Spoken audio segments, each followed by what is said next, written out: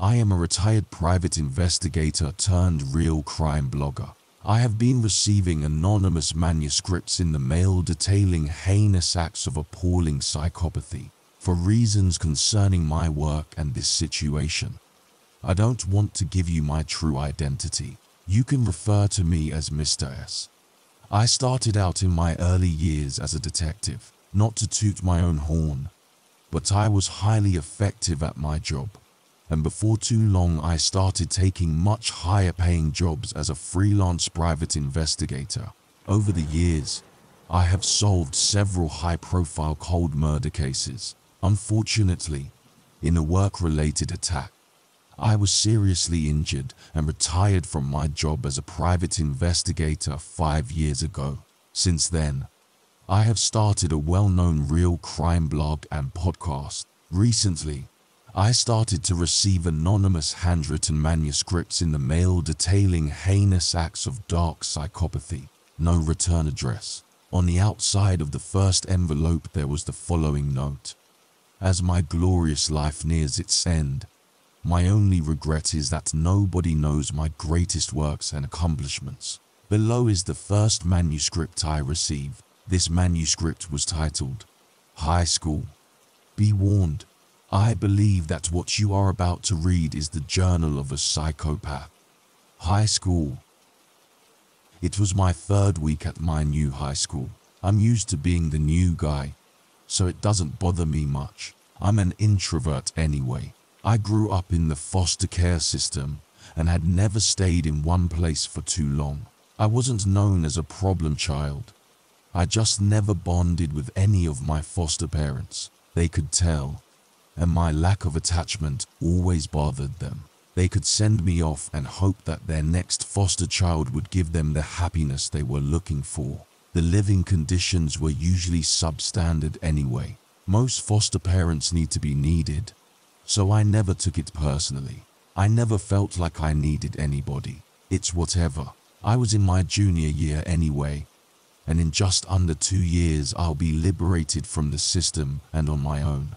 College will be all but free, as they practically beg us foster kids to go to college. Nonetheless, I was 3 weeks into classes at my new school, and I had already made an enemy, Jake Pearson. In this suburban high school, these idiots were just like the kids at every other school. A bunch of dudes trying way too hard to look cool and tough to the gaggles of girls who were trying way too hard to stand out by ironically doing the exact same thing that every other girl was doing. These hallways are filled with drama this, drama that. Look at these $100 shoes Daddy bought me. People are so drab. The day I arrived, I knew that Jake would be a problem.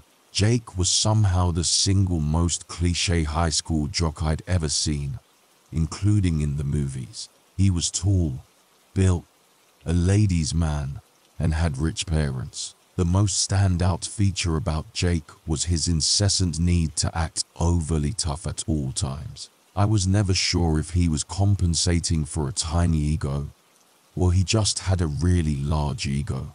Maybe the true answer was somewhere in both of those options. Either way, I hated this kid so bad that just the sound of his goddamn voice made me want to move to the next foster home. I was minding my own business one fateful morning when some pathetic nerd had the misfortune of lightly bumping into Jake.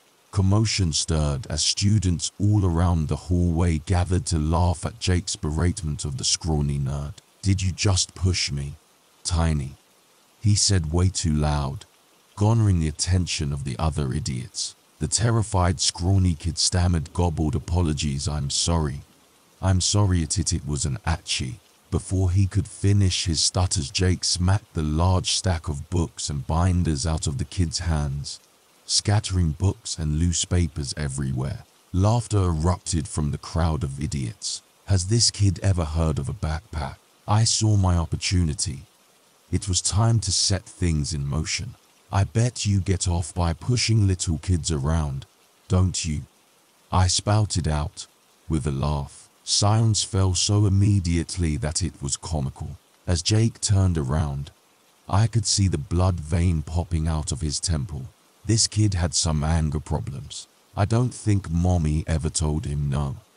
Who the hell do you think you're talking to? New kid. Some idiot. I responded without delay. Jake was really about to lose it now. He pushed me into the locker and put his face so close to my face that I could smell his spearmint gum and nauseating cologne. I had just insulted him in front of his peers. Jake's primal instincts dictated that he had to ensure everyone saw him as the alpha male. Sure, Jake was taller, bigger, and stronger than I. But what he didn't know is that when it comes to fighting, I'm a ragtag, scrappy kid with fast hands.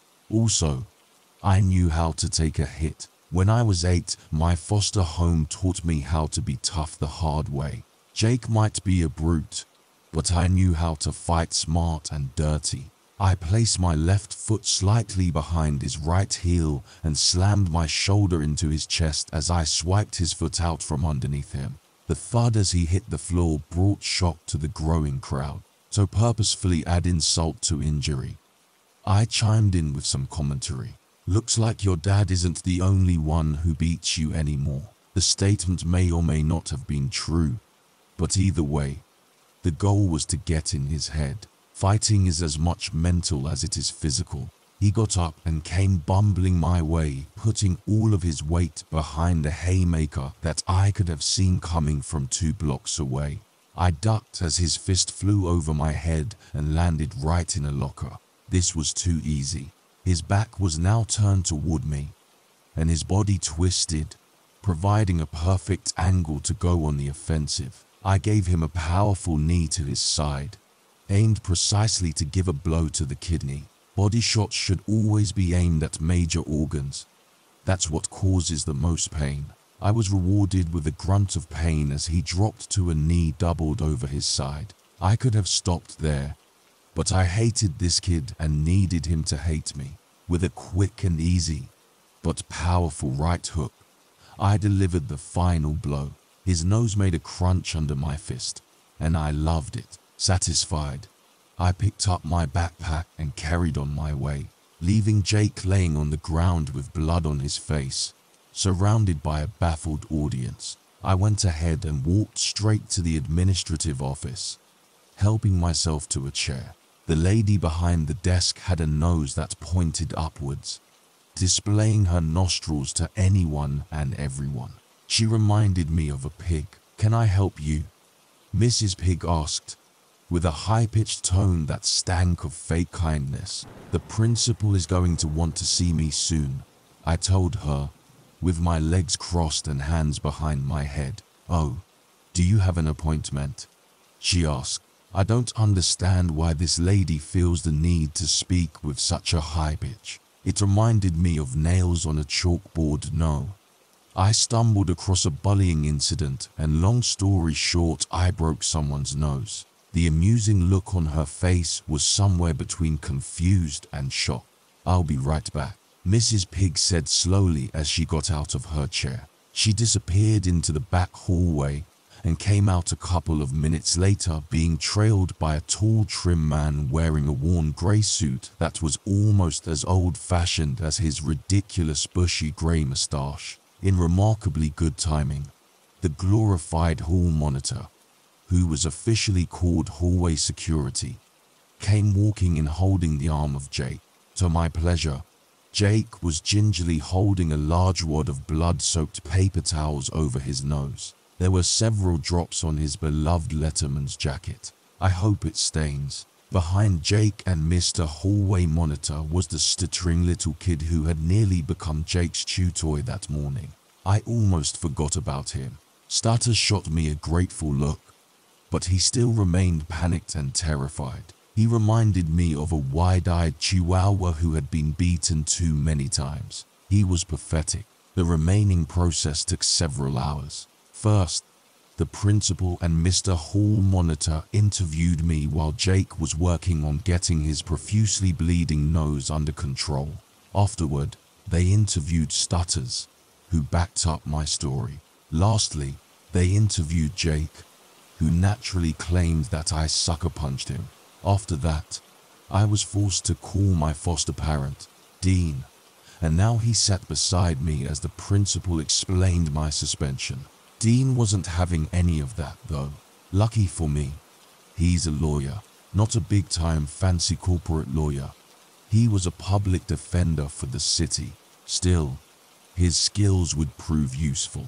His arrival marked the beginning of a long argument, in which Dean laid out the legality of self-defense and ranted about anti-bullying.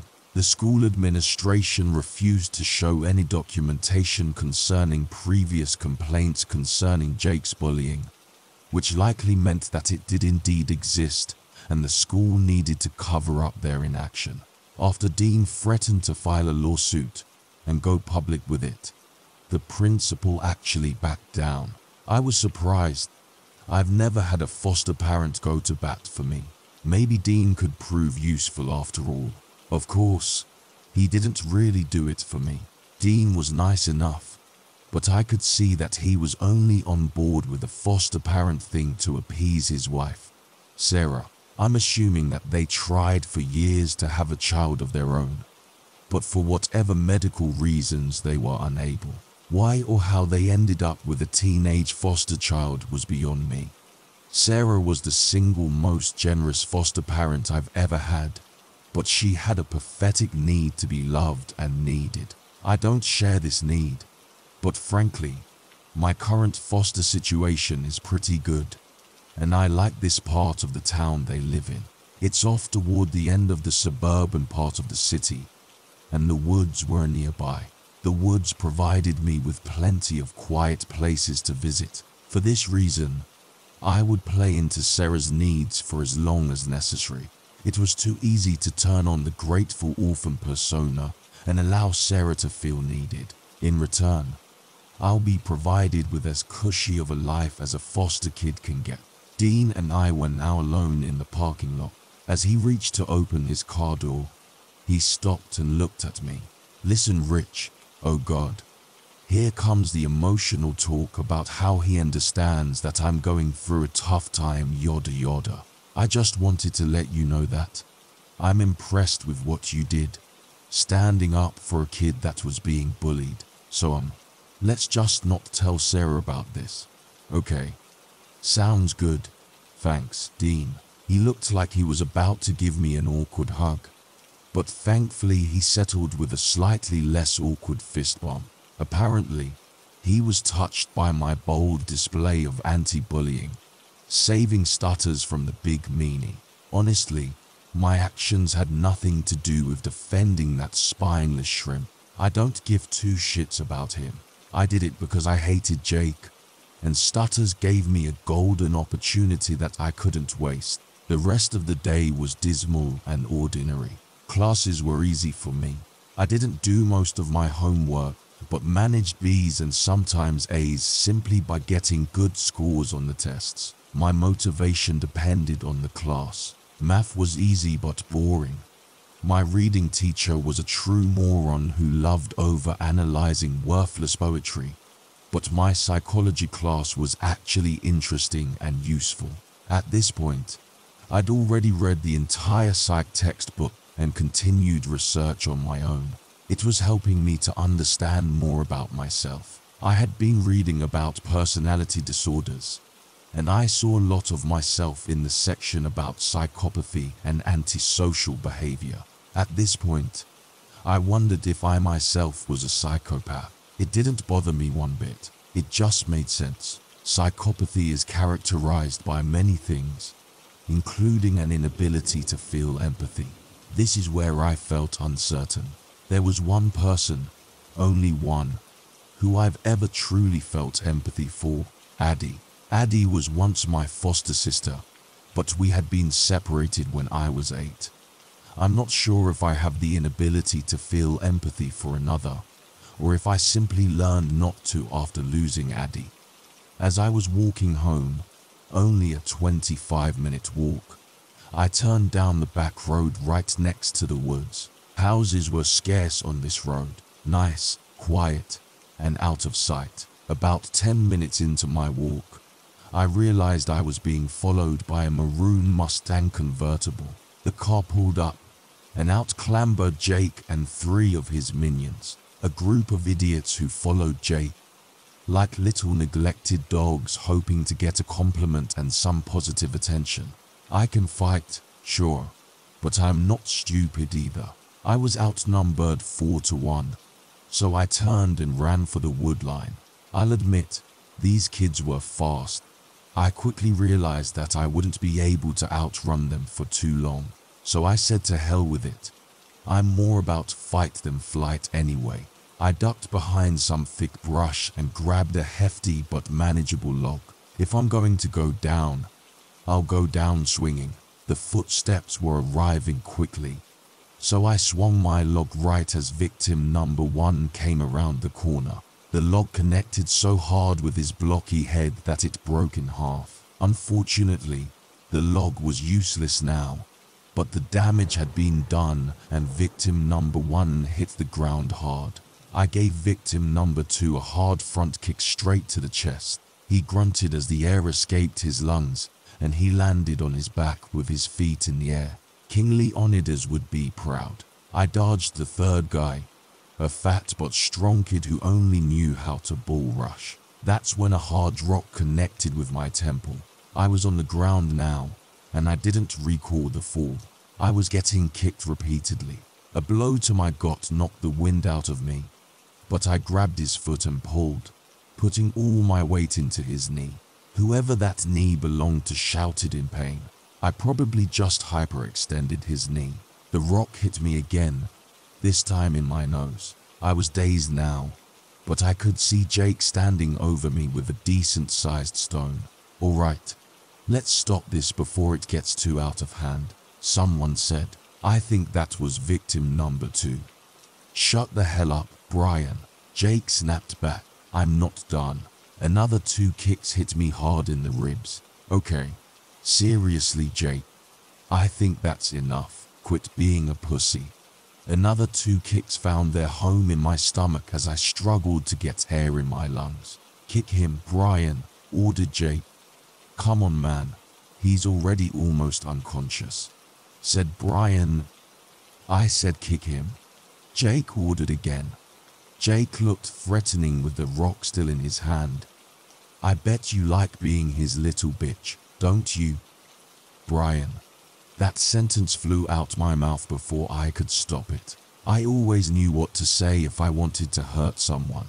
That statement was the last push Brian needed, and his shoe connected hard with my head. My vision was now covered with black dots. Through my blurry vision, I saw Jake lean down. "You're messing with the wrong person, Rich. You'd best find yourself a new foster home before I make your life so miserable you'll want to kill yourself." Not that anybody would care. He stood up, gave me one last kick, and then ordered his brainless minions to go back to the car. I watched them leave, one kid heavily limping, victim number 1 just as dazed as I was. At least I did some damage. Despite the pain in my head and ribs, I laughed. Jake may have won the battle, but I knew that I would win the war. I knew I'd have the last laugh. Jake had no idea what I was capable of. My limits are beyond the sky. I always win. Sometime later I made it home. As I walked through the door trying to act natural, it was immediately apparent how haggard I must have looked. Sarah gasped and rushed in to guide me to the couch, demanding to know what happened. There was no way to hide this now. I might as well tell her the truth. Dean would understand. Sarah called Dean, who dutifully came straight home to support his distraught wife. Sarah was choking back tears, and she explained to Dean how I had been jumped. She threatened to call the police and take me to the hospital, to which I objected. I did not need the police to get involved in my war with Jake. If the system finds out about this, they might make me move to a new home. I don't want to move again. I pled to Sarah, playing into her emotional state. "I think he's right, Sarah," Dean chimed in. "Those boys can feel like they're even now, so there is no need to take any unnecessary risks. You know how the system is. Dean had come in clutch again. This guy was proving himself more useful every moment. Sarah nodded in reluctant agreement. It was just too easy to get her to change her mind. But you're not going to school tomorrow, she demanded. You're going to stay home so I can take care of you and make sure you're okay. I reminded myself of how I need to play into Sarah's need to be needed. So I agreed, for good measure. I gently touched her hand and told her thanks. She allowed a tear to escape after that move. Something was wrong with Sarah. I could see it in her eyes. At some point, she's had a traumatic experience that hurt her deeply. I woke up late Friday morning to Sarah bringing in fresh breakfast, eggs, bacon, and pancakes. My ribs twinged with pain as I sat up, and my head pounded too. Sarah was on top of that too though, offering me 800 milligrams of ibuprofen to be downed with some orange juice and a cup of fresh coffee. This treatment was another display that I was not used to. Never had anybody brought me breakfast in bed. After assuring Sarah that the breakfast was wonderful, I told her I was going to rest. After she left, I pulled out the computer that I had purchased with the money I stole from my last foster parents. I was pretty good with computers. They were useful and underrated tools that most teens just use to stir drama on social media and post stupid fake photos. People are so oblivious to how exposed their personal information is. It took me less than 2 hours to know everything about Jake and Brian that I needed to know. I had his address, his phone number, and learned the fact that the family was on a trip to their lake house for the weekend, about a 5-hour drive away. Probably his parents' attempt to draw attention away from his school suspension. Rich people in the suburbs are all about image. That night, after Sarah and Dean were long asleep, I quietly got ready. The house had a security system that monitored and logged every time a door or window opened or shut. They probably did it because they knew I was moving in. It wasn't a problem though.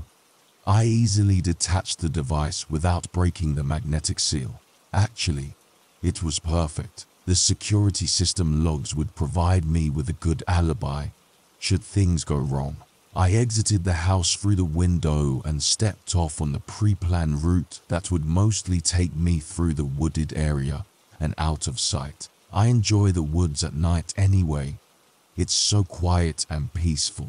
It took me about 30 minutes to arrive at my destination. Jake's house was huge and sat on a lot that must have been an acre or more. I searched through the property near the back door, expecting to find a spare key somewhere. They weren't dumb enough to keep the key under the doormat, but they didn't hide it very well either.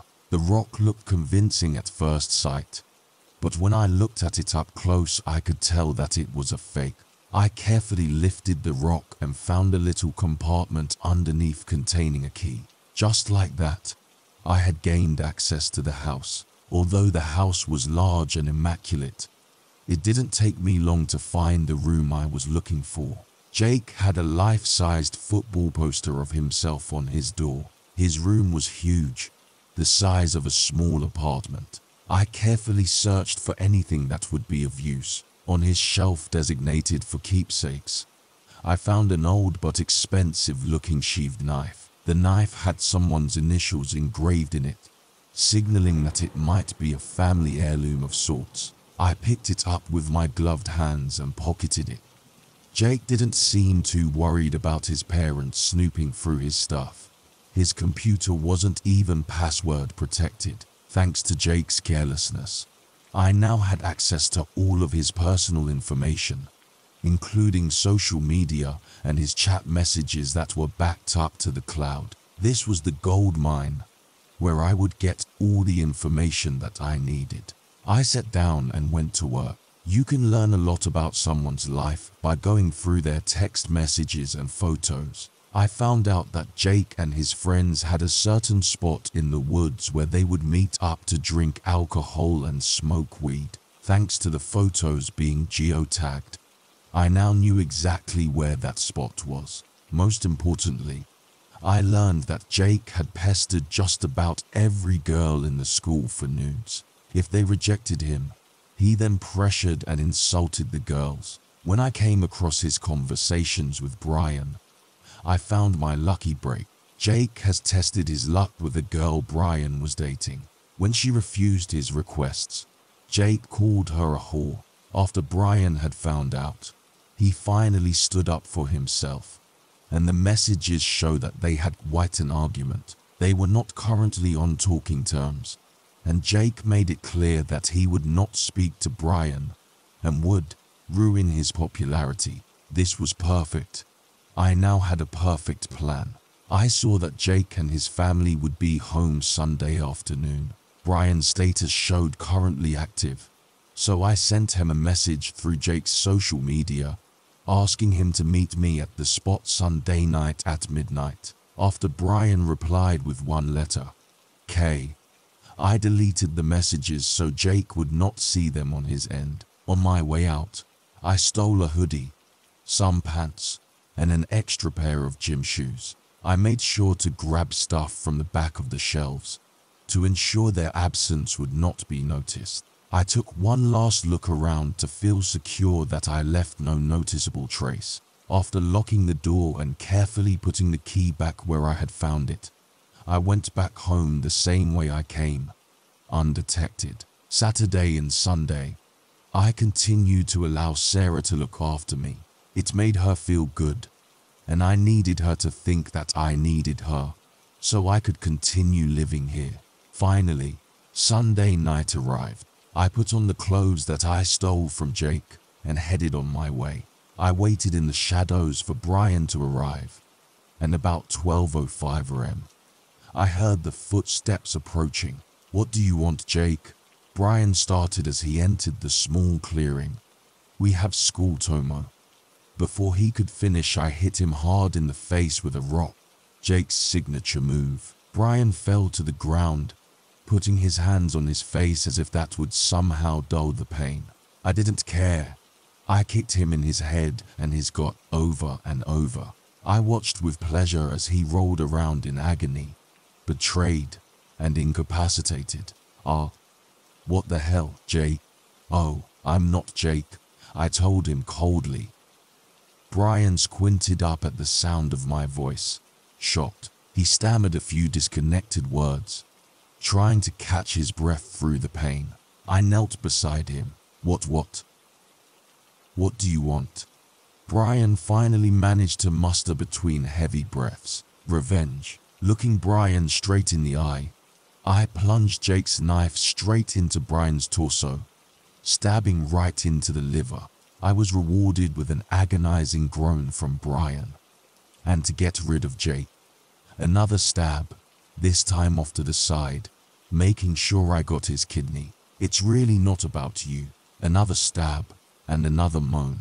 You're just on the wrong side of this war, and a convenient means to an end. Drawing in the delectable thrill of the moment, I thrust the knife deeper and listened to Brian's agonizing moans and shortening breath. I stared into his eyes, so I could see the look on his face as he realized he was about to die. And you really, truly, shouldn't have kicked me. I gave him another hard stab. This one I placed just under his left pectoral. The blade slid right between his ribs, piercing his heart. I pulled out the knife as blood sputtered out the wound like a fountain. I sat back to admire my handiwork. Brian's breaths gurgled and rasped in the silent woods. I realized the attack looked way too clean. Everything was too precise. I needed this to look like a stupid brute had lost his temper. I gave a dozen or so more wildly placed stab wounds, ranging in depth. That looked better. In less than a minute, the groans and breathing stopped. Jake lay there, or his body did at least, covered in blood. I dragged Brian's body and hid it in some thick brush, where I covered him in branches and leaves. I took my time to make sure that it looked sloppy and hasty. I hid the knife about 100 feet away, knowing full well that the police would scour the area and find it. I took off the hoodie, sweatpants, and shoes, and deposited them in a park garbage bin that was just a yard off the wood line, about a half a mile away from the scene. I had worn long layers underneath Jake's clothes and made care to never touch his clothes with my skin. I even wore a swimming cap to make sure my hair didn't get anywhere. The only evidence left that could tie me to the crime was the pair of latex gloves that I had worn to avoid getting fingerprints on the knife or blood under my fingernails. I made it back home with the same stealth I had used the previous night. I quietly went into the bathroom, where I soaked the latex gloves in bleach, scrubbing until they were spotless. After flushing the toilet to make sure Dean and Sarah would believe I was just taking a bathroom break, I used a little more bleach to vigorously wash my hands, and then topped off the bottle with some water, so it wouldn't seem that any had been used. Finally, it was bedtime and I was exhausted. Murder is hard work. It seemed like only a couple of minutes later when my alarm went off. I hurried to the bathroom and took one more hard look to make sure the gloves and cleaning supplies were in their proper places. I then took a scorching hot shower, scrubbing every part of my body with vigor, just in case. I then relaxed and used the rest of the time to reflect on the kill. Sarah insisted on taking me to school, seeing as I had been jumped last week. In my reflection, I found it interesting that I felt enjoyment out of the kill this time. I didn't recall the same satisfaction from my first kill. Maybe that's because that was the day I lost Addie. I was 8 years old and finally understood what my alcoholic foster father was doing when he was going into my sister's room and locking the door. Addie was only 6. One night when he was drunk, I put his revolver in his mouth and pulled the trigger. The police ruled it as a suicide. I hadn't seen Addie since, because we were sent to new homes that day. She was the one and only person I ever remembered feeling love for. School started the same, business as usual. By the second period, the Gossip News network was buzzing with the news that Brian's parents had reported him missing. By lunch, it was common knowledge. The best part happened just as school was getting out. I could see and hear the commotion from down the main hall. I walked over, peering over the crowd of idiots all trying to get a good video on their flip phones. 3 police were forcing out a handcuffed and panicked Jake. He protested and resisted, but the police overpowered him and forced him into the car. By the 6 o'clock local news, it was a headline story. Breaking news: Jacob Pearson, a local high school athlete, charged with the murder of classmate Brian Jones. I had a hard time holding back my satisfactory smile, but Dean and Sarah were in the room. I already had Sarah wrapped around my finger, but for good measure I told her that Jake was the kid that attacked me. I put on my best scared orphan face during the newscast. That could have been me who got killed, I told her, forcing myself to sound scared. Her heart melted and I received instant sympathy as she pulled me into a tearful hug.